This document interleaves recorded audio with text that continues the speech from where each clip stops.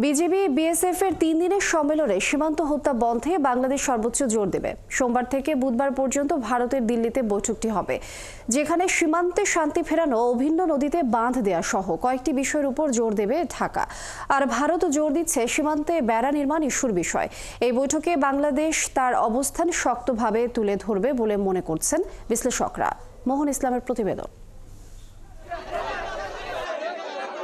সিল্কোর silk and shine, যাতে আছে argan oil ও ওট প্রোটিনের গুডনেস, যা আপনার চুলকে রাখে হেলদি অ্যান্ড শাইনিং। কুড়িগ্রামের ফুলবাড়ি সীমান্ত। শুক্রবার দুপুরে সীমান্ত পার হয়ে বাংলাদেশে প্রবেশ করে ভারতীয় সীমান্ত রক্ষী বাহিনী বিএসএফ এর কয়েকজন সদস্য।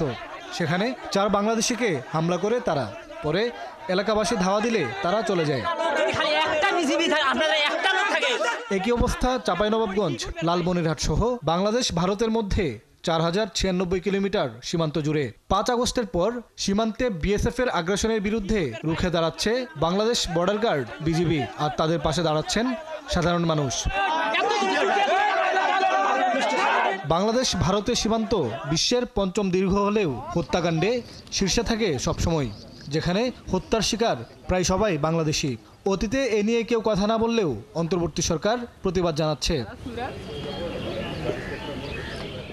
এমন প্রেক্ষাপটে ভারতের দিল্লিতে আগামীকাল সোমবার থেকে 3 দিনের মহাপরিচালক পর্যায়ের সম্মেলন বসছে বিজিবি ও বিএসএফ এর মধ্যে, যেখানে চলমান অস্থিরতা নিরসনে আলোচনা হবে।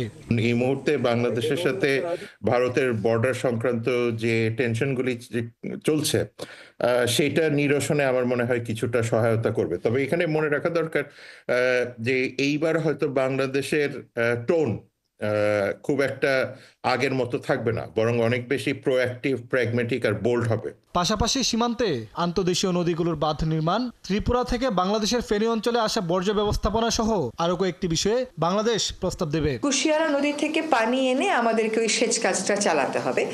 ওই পানিটা আনার জন্য ভারতের যে সম্মতির প্রয়োজন, সেই সম্মতিটা আমরা এখনো পাইনি। সেটার বিষয়ে আমরা কথা বলবো। গত বর্ষাতে বন্যা যেটা হলো আগস্ট মাসে, সেখানে অনেক বাঁধ ভেঙে গেছে। সেখানে বাঁধগুলো যখন আমরা মেরামত করতে যাই, দেখা যাচ্ছে ওটা 0 পয়েন্টে পড়েছে। সেখানে আমাদের একটা অনুমোদনের প্রয়োজন হয়। ওই অনুমোদনটা পেতে আমাদের পাওয়াটা যেন আমাদের জন্য সহজ হয়, সে বিষয়টা আমরা আলোচনা করব। আর সীমান্তে বেড়া নির্মাণ ইস্যু, সীমান্ত এলাকায় বিভিন্ন সময় উত্তেজনা রোধে করণীয় সীমান্ত অবকাঠামো সংক্রান্ত সমস্যা সমাধানে ভারত জোর দেবে বলে ধারণা করা হচ্ছে। মোহন ইসলাম, 71, ঢাকা।